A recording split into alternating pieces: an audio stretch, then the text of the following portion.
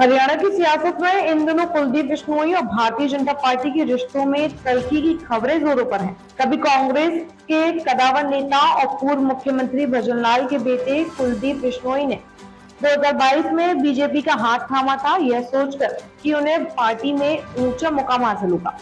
लेकिन हाल के घटनाक्रम बताते हैं कि उनका सम्मान और प्रभाव बीजेपी में धीरे धीरे कम होता जा रहा है। सूत्रों का हवाले से पता चलता है कि बीजेपी नेतृत्व ने उन्हें मनाने की कोशिश की, लेकिन ये प्रयास उनकी उम्मीदों पर खरे नहीं उतरे। हिसार में अमित शाह के दौरे के दौरान हुई मुलाकात को लेकर भी कई सवाल उठे हैं।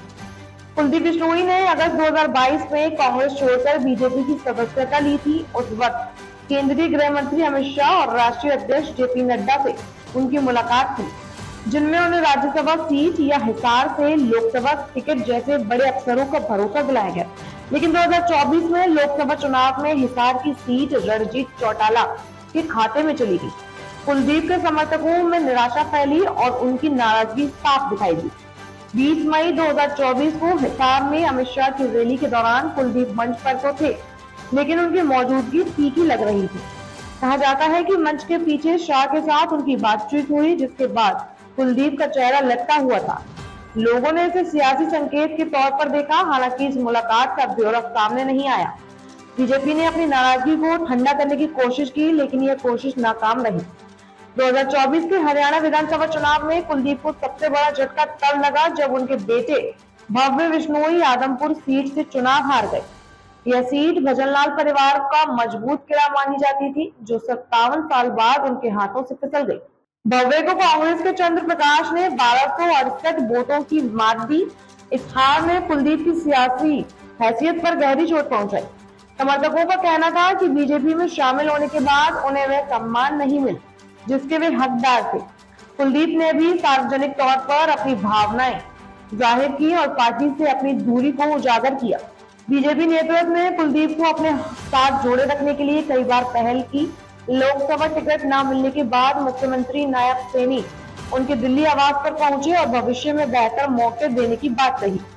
नवंबर 2024 में हरियाणा से राज्यसभा की एक सीट खाली हुई, जिसके लिए कुलदीप ने जोर शोर से लॉबिंग शुरू की।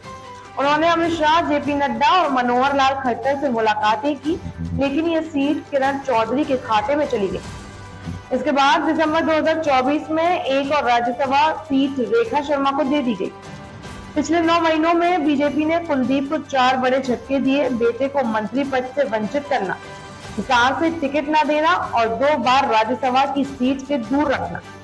इन घटनाओं ने कुलदीप के सब्र का बांध तोड़ दिया। कुलदीप जब बीजेपी के मंचों और बैठकों से गायब रहते हैं।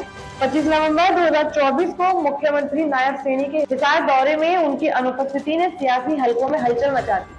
बीजेपी ने हाल ही में जारी 270 प्रवक्ताओं की सूची में भी उनका नाम शामिल नहीं किया, जबकि किरण चौधरी और उनकी बेटी श्रुति को जगह दी गई।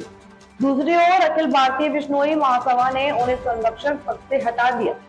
इसका कारण उनके बेटे का अंतरजातीय विवाह बताया गया, जिससे बिश्नोई समाज में उनकी साख को ठेस पहुंची। हरियाणा और राजस्थान में उनके समर्थकों का एक तगड़ा अब भी मौजूद है, लेकिन उनकी पुरानी ताकत कमजोर पड़ सकती है।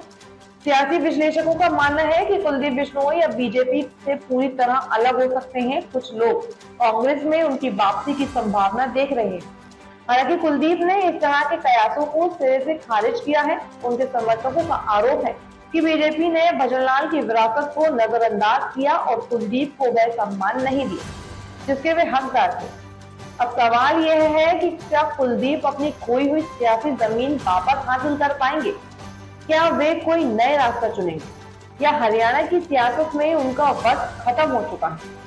यह उनकी अगली चाल और आने वाला समय ही तय करेगा। ऐसी और खबरें देखने के लिए बने रहें हमारे साथ। धन्यवाद।